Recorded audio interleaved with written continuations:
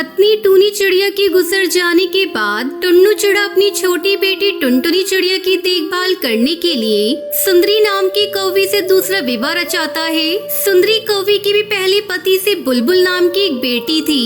सुंदरी बहुत ही लालची कौवी थी। उसने टुन्नू चिड़ा से शादी सिर्फ जायदाद के लालच में की थी। वहीं उसकी बेटी बुलबुल टुनटुनी चिड़िया की खूबसूरती से बहुत जलती थी। माँ, मुझे टुनटुनी बिल्कुल भी अच्छी नहीं लगती। उसे तुम घर से बाहर क्यों नहीं निकाल देती? अरे मैं तो उसे ऊपर पहुंचाने की सोच रही हूँ। फिर तुम क्यों कुछ नहीं करती माँ? तब तक आप लोग हमारे इस वीडियो को लाइक और अगर आपने हमारे चैनल को सब्सक्राइब नहीं किया है तो जल्दी से सब्सक्राइब कर लें और कमेंट सेक्शन में जरूर बताएं कि आपको हमारी ये कहानी कैसी लगी। बस मौके का इंतजार कर रही हूँ बेटी। बस एक बार इसके बाप को किसी काम से शहर के जंगल जाने दे, उसके बाद हम टुनटुनी को रास्ते से हटा देंगे और कुछ दिनों बाद इसके बाप को भी रास्ते से हटा देंगे। पूरी जायदाद में हमारा ही राज होगा। एक दिन टुनटुनी को देखने के लिए कालू नाम के कौवे का रिश्ता आता है। उसे देखते ही बुलबुल अपनी माँ से बोली, माँ, मुझे ये कौवा बहुत पसंद है, मैं इसी से शादी करूँगी। इधर कालू उसके घर वाले टुनटुनी चिड़िया को पसंद कर लेते हैं। ये सुनकर सुंदरी कौवी और बुलबुल टुनटुनी चिड़िया से जलने लगी। माँ, कुछ करो ना, वरना उस बंदरिया की शादी राजकुमार कौवे से हो जाएगी। तू फिक्र मत कर बेटी, मैं कालू की शादी टुनटुनी के साथ कभी नहीं होने दूंगी। अगली सुबह टुनटुनी चिड़िया के पिता टुन्नू चिड़ा को काम के सिलसिले में शहर के जंगल जाना पड़ा। ये देखकर सुंदरी कौवी मनी मन बहुत खुश होती है और अपनी बेटी बुलबुल से कहती है, जंगल के पास वाली नदी में खतरनाक मगरमच्छ रहते हैं, यही अच्छा मौका है टुनटुनी को रास्ते से हटाने का। इतना कहकर सुंदरी ने टुनटुनी चिड़िया को बुलाया और कहा, अरे ओ टुनटुनी, जरा इधर तो आ। हाँ माँ, आपने बुलाया? जंगल के पास वाली नदी में जो नीले रंग के फूल खिले हैं उन्हें तोड़कर ले आओ। मेरे सर में बहुत दर्द हो रहा है। सुना है उन फूलों को पीसकर लगाने से सर दर्द ठीक हो जाता है। पर माँ, मैं अकेले जंगल में नहीं जाऊंगी, मुझे डर लगता है। ज्यादा बहाने मत बना, जल्दी जा और लेकर आ, नहीं तो मैं तुझे घर में घुसने नहीं दूंगी।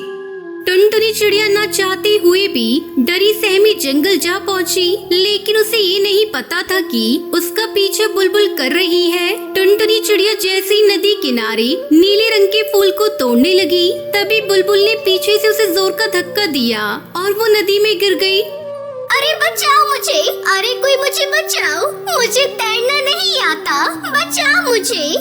चलो, अब ये मेरे रास्ते से हमेशा के लिए हट जाएगी।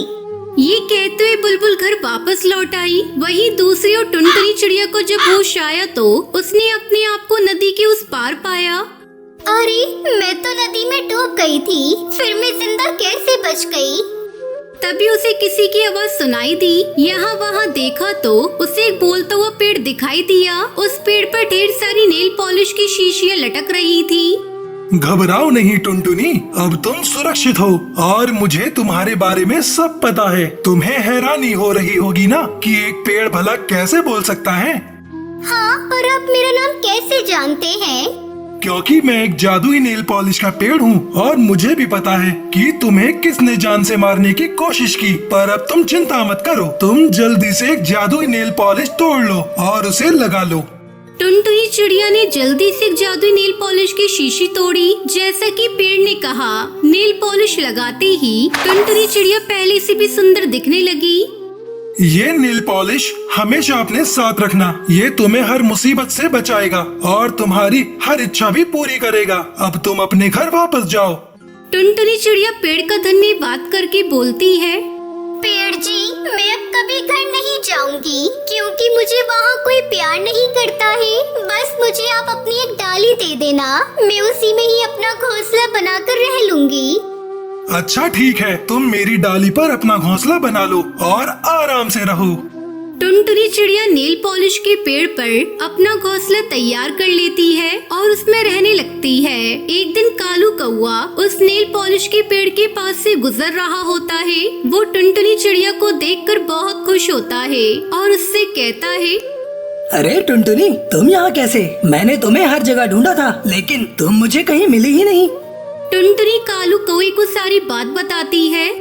टुनटुनी, तुम्हारे साथ तो बहुत बुरा हुआ और मैंने अभी तक किसी से शादी नहीं की क्योंकि मैंने तुम्हें पहली बार देखा था तो मैं तुम्हें पसंद करने लगा था। जादुई पेड़ उनकी सारी बातें सुन रहा होता है और उनसे कहता है, टुनटुनी चिड़िया, कालू कौवा सही बोल रहा है। अब तुम इससे शादी कर लो और खुशी खुशी अपना जीवन बिताओ। पेड़ की बातें सुनकर टुनटुनी चिड़िया कालू कौवे से शादी के लिए हाँ कर देती है और उसकी धूमधाम से शादी हो जाती है। फिर दोनों खुशी खुशी रहने लगते हैं।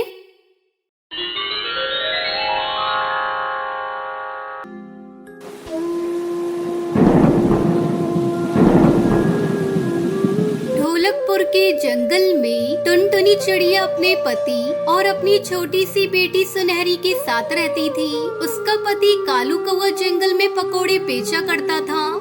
पकौड़े खाओ पकौड़े, स्वादिष्ट आलू प्याज परवल भिंडी लौकी के पकौड़े खाओ। कालू भाई, मुझे 1 प्लेट भिंडी के पकौड़े देना, ऑफिस जाने की देर हो रही है। दीदी, आज मैंने परवल के पकौड़े बनाए हैं, जरा इन्हें भी टेस्ट करके देखो।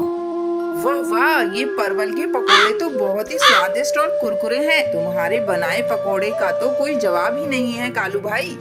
तब तक आप लोग हमारे इस वीडियो को लाइक और अगर आपने हमारे चैनल को सब्सक्राइब नहीं किया है तो जल्दी से सब्सक्राइब कर लें और कमेंट सेक्शन में जरूर बताएं कि आपको हमारी ये कहानी कैसी लगी।